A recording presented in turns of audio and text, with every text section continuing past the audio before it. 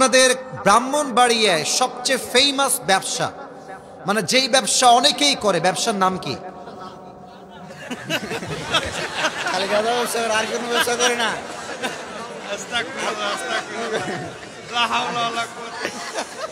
জীবনের প্রথম এরকম একটা উত্তর পাইলাম। বললাম যে কিসের ব্যবসা, বলে গাঁজার ব্যবসা। এখানে কেউ কি গাঞ্জাখোর আছে নাকি রে ভাই? হ্যাঁ, গাঞ্জাখোরকেই মেয়েরা বেশি পছন্দ করে, দাড়িওয়ালা পছন্দ হয় না যুবক ভাইরা। আর গাঞ্জাখোরকে পছন্দ করে কারা? যারা আইফোন 16 প্রো ম্যাক্স পর জন্য কক্সবাজার চলে যায় তারা। আল্লাহ হেদায়েত দান করুক, পড়েন সবাই আমিন। না না, গাঞ্জার ব্যবসা করা যাবে না ভাই। আল্লাহ হেদায়েত দান করুক, পড়েন সবাই আমিন। প্রিয় ভাইরা, হাসির ছলে ছিলাম, নাও ট্রাইং টু বি সিরিয়াস মুডে বলছি, আপনাদের হাসি স্টপ করেন। আমি স্পষ্ট ভাষায় ঘোষণা দিচ্ছি, যারা এই কসবার মাটিকে অপবিত্র করবার জন্য, ব্রাহ্মণবাড়িয়ার বদনাম করার জন্য গাঁজা, ইয়াবা, বাবার ব্যবসা করবে, এদের প্রত্যেকের বিরুদ্ধে মুসলমানদেরকে সোচ্চার হয়ে অ্যাকশন নেওয়া লাগবে যুবক ভাইরা আমার। এটাকে মজার ছলে নিলে এটা কসবার বদনাম হবে। আমার এই মাতৃভূমি, এটা পবিত্র মাতৃভূমি, আর এই মাটি আরো পবিত্র। এটা সাধারণ কোনো মাটি নয়, এটা গোলাম সরওয়ার সাইদি হুজুরের মাটি যুবক ভাইরা আমার। এই মাটিতে গাজার ব্যবসা চলবে না, ইয়াবার ব্যবসা চলবে না। যেই ঘরের ভেতরে কোনো যুবক বা তার বাবা বা তার যাই হোক না কেন, যেই গাজার ব্যবসা করবে, তার বিরুদ্ধে থানায় ইনফর্ম করে তাকে পুলিশে দেওয়া লাগবে যুবক ভাইরা আমার। আল্লাহ আমাদের সবাইকে সোচ্চার হওয়ার তৌফিক দান করুন, আমিন।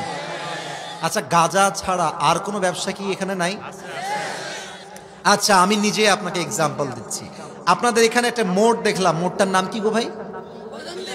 কদমতলি মোড়। আচ্ছা, দেখবেন যখন অনেকগুলো দোকান আছে না নাই? আচ্ছা, আমি কসবার ভাইদেরকে দুইটা অপশন দিচ্ছি, দুইটা। I will give you just 2 options, দুইটা অপশন, দেখি আপনারা কোনটা নেন। একটা হচ্ছে আপনার কসবার কদমতলিতে আমি আপনাকে দোকান করে দিব, পুরো মাস আপনি খাটবেন, যা ব্যবসা হবে 50-50, আপনি নেবেন 50, আমি নিব।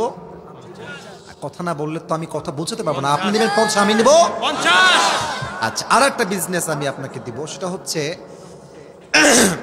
আপনি কাপড়ের বিজনেস করবেন, কাপড়, ড্রেস বিজনেস। সোশ্যাল প্ল্যাটফর্মে আপনি এটাকে প্রমোট করবেন, আপনার অফলাইনে অনলাইনে 2 জায়গায় প্রচার থাকবে। আনুমানিক আপনি 10 লাখ টাকা এখানে ইনভেস্ট করবেন, আপনার মাসিক প্রফিট হবে কমপক্ষে ম্যাক্সিমাম 2 লাখ টাকা। তো দোকানে আপনার লাভ হতো সর্বোচ্চ, সারা দিন বেচে, সারা মাস বেচে সর্বোচ্চ বেনিফিট হতো 30,000 টাকা, যদি ভাগাভাগি আমি করি তবে। তাও মনে হয় বেশি বললাম। তো এবার আপনি বলেন, আপনি কি 2 লাখ টাকা চুজ করবেন না 30,000 টাকা চুজ করবেন? 30 লাখ না 2 লাখ? কেন? বেনিফিট যেখানে বেশি, মানুষ সেখানে যায় বেশি। বিশ্বাস করেন, তাকওয়া এমন একটা ব্যবসা, যেই ব্যবসার রাস্তা শুরু হবে দুনিয়ায় আর ব্যবসা শেষ হবে জান্নাতে গিয়ে। আমি 3টা বেনিফিট বলবো তাকওয়া, যাতে করে আপনারা তাকওয়ার বিজনেস করতে আগ্রহী হন। নাম্বার 1, আল্লাহ তাআলা বলছেন তাকওয়ার ব্যাপারে কোরআনের ভিতরে 28 নম্বর পারা, ওয়া মাইয়াত্তাকিল্লাহা ইয়াজআল লাহু মাখরাজা। যেই বান্দা আমি আল্লাহ রাব্বুল আলামিনকে ভয় করবে, সে যত বিপদগ্রস্ত হোক, ডাজন্ট ম্যাটার, কোনো আপত্তি নাই, যত বড় বিপদ হোক, তাকে বিপদ থেকে উদ্ধার করবে একজন, তিনি কে? Allah will make a way out for them. তোমার কোনো টেনশন নাই, হৃদয়ে আল্লাহর ভয় আছে। আল্লাহ বলছে, বান্দা বিপদ তো উদ্ধার করার দায়িত্ব আমি আল্লাহ নিজেই নিয়েছি, সুবহানাল্লাহ। 2 নাম্বার, যেটা আমি আমার লাইফে প্রমাণ পেয়েছি, আমি বলছি না যে আমি অনেক মুত্তাকি, না, মনে রাখবেন, আপনি যে অনেক বড় মুত্তাকি এটাও দাবি করতে পারবেন না, এবং কেউ যে মুত্তাকি নয় সে যে গুনাহগার এটাও আপনি দাবি করতে পারবেন না। কথা আমি আবারও বুঝাই বলছি। আপনি বলবেন যে আমি আল্লাহকে অনেক ভয় করি, আমার মতো ভালো কেউ নাই, এটাও দাবি করতে পারবেন না। আপনার পাশের কোনো ভাইকে এইটাও বলতে পারবেন না যে তুই জাহান্নামী, তুই খারাপ, তোর মাঝে আল্লাহর ভয় নাই, এটাও বলা যাবে না। তো যেই বান্দা তাকওয়া অর্জন করতে পারে, আল্লাহ তাআলা নিজে বলছেন যে তাকে আমি আল্লাহ এমন জায়গার থেকে রিজিক দিব, খাবার দিব, চাকরি দিব, ব্যবসায় বরকত দিব, সে পাগল হয়ে যাবে, কল্পনা করে পাবে না যে এই রিজিকটা আমার কাছে আসলো কই থেকে। সুবহানাল্লাহ পড়েন। আমি কয়েকদিন আগে আমার কোনো একটা মাহফিলে বলেছিলাম যে আমি আলোচক হলাম কেমন করে, বা আমি এই ফিল্ডে আসলাম কেমন করে। আমি ছোট্ট একটা কথা বলেছিলাম যে ভাই, আমি মাত্র সোজা কথা ৩,০০০ টাকার চাকরি করতাম। আমার না ছিল জুব্বা, না ছিল পাঞ্জাবি, টু বি অনেস্ট। আমার বাবার একটা বাইক ছিল, এটাকে কি বলবো, ঝাঁঝরা বাইক, 80 বাইক, নাম শুনছেন আপনারা? বায়াং, ওই যে ডায়াং ডায়াং। স্টার্ট দিতাম, সামনে গিয়ে আবার বন্ধ হয়ে যেত।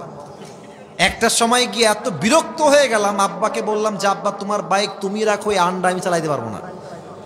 বাইকে তেল ভরবো, টাকা ছিল না। সত্য কথা, আল্লাহ সাক্ষী।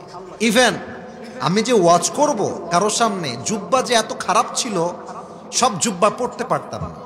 আমার আব্বা যদিও মাশাআল্লাহ সচ্ছল ছিলেন, বাট সবাই মিলে সংসার তো, খুব বেশি যে জামা কিনবো সে অ্যাবিলিটি ছিল না।